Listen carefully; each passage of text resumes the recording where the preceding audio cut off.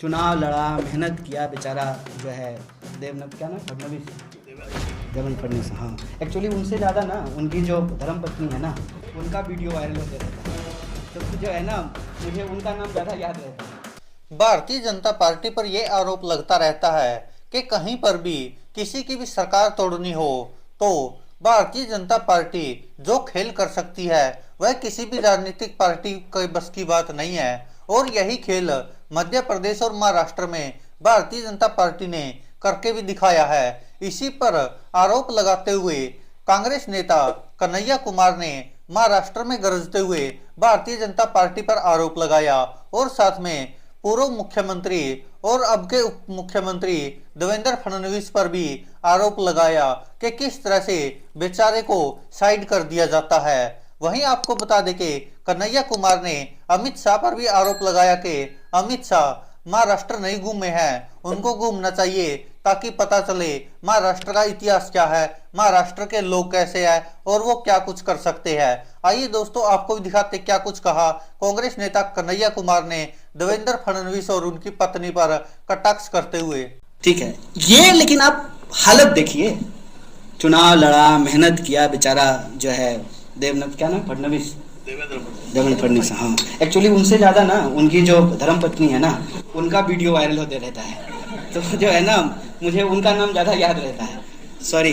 तो उनके साथ तो बहुत धोखा किया है, अपनी पार्टी ने धोखा किया है। दूसरी पार्टी से एक आदमी को ला करके जो है उसको चीफ मिनिस्टर बना दिया और उनको जो है मुख्यमंत्री बना करके बिठाए हुए और समझा रहा है कि एकदम आएगा, आपका बारी आएगा, रुक जाइए, पहले शिवसेना को निपटा देने दीजिए, आपका बारी आएगा। यहाँ पे उनसे बस एक गलती हो रही है कि वो महाराष्ट्र के लोगों को टेकन फॉर ग्रांटेड ले रहे हैं।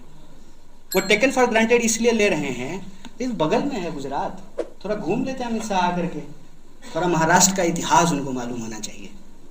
ये किसकी धरती है? ये डॉक्टर बाबा साहब भीमराव अम्बेडकर की कर्मभूमि है, ये ज्योतिबा फूले की जन्मभूमि है। यहाँ एक से एक संत महात्मा हुए हैं, वीर योद्धा छत्रपति शिवाजी महाराज की भूमि है। ये बात याद नहीं है उनको शायद। जब देश में लोग अंग्रेजों का नाम लेने से घबराते थे ना, तब अगर कहीं विद्रोह की ललकार उठी थी, वो धरती है महाराष्ट्र। इसको पुनर्जागरण की धरती कहते हैं। मुझे पूरा भरोसा है कि इन लोगों ने जिस तरीके से मराठी मनुष्य को टेकन फॉर ग्रांटेड लिए हैं, इसका जो है बदला महाराष्ट्र के लोग जरूर लेंगे, इनको मजा जरूर चखाएंगे। और इस बात का अंदाजा शायद इनको है, इसीलिए तो बीएमसी का चुनाव नहीं होता है। आप कुछ पूछ रहे थे?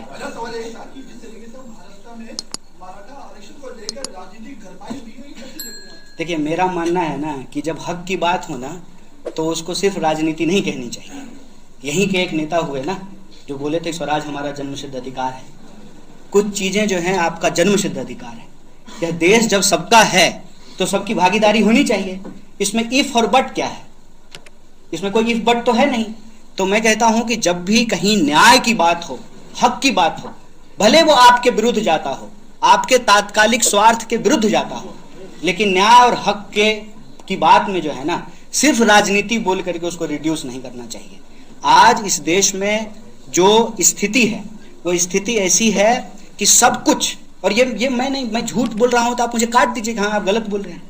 1% लोगों के पास 99% जो है वेल्थ का कंसंट्रेशन है कि नहीं है? यहां कोई माइनॉरिटी मेजॉरिटी नहीं कर रहा है।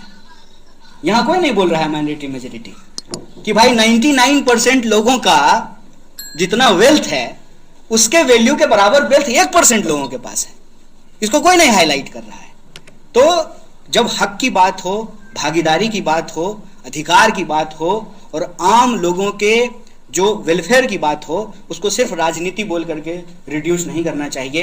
ये हमारी नैतिक जिम्मेवारी है, इस बात को हमको समझना चाहिए।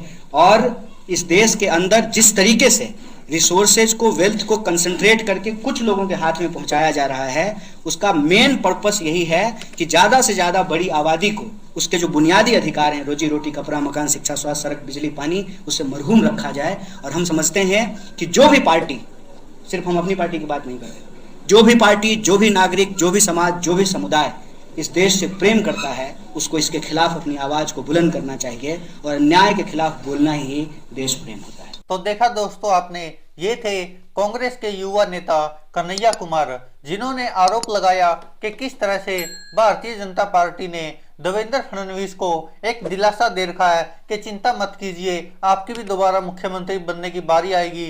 पहले शिवसेना को ठिकाने लगा दें, उसके बाद एनसीपी वालों को भी ठिकाने लगा दे। तो ये आरोप लगाना है कांग्रेस नेता कन्हैया कुमार का। और उन्होंने कहा कि अमित शाह गुजरात से ये ज्यादा दूर भी नहीं है महाराष्ट्र से, लेकिन वो कभी महाराष्ट्र में आकर घूम कर नहीं गए हैं। उन्होंने महाराष्ट्र के लोगों की सच्चाई जानी नहीं है। अगर वो जानते होते तो ऐसा नहीं करते। वहीं कन्हैया कुमार ने आरोप लगाया कि देश के ज्यादातर लोगों से उन्होंने मूलभूत सुविधाएं भी छीन ली है। दोस्तों, इस पर आप क्या कहते हैं? अपनी राय कमेंट बॉक्स में जरूर दीजिएगा। धन्यवाद दोस्तों, देखते रहिए सच की आवाज।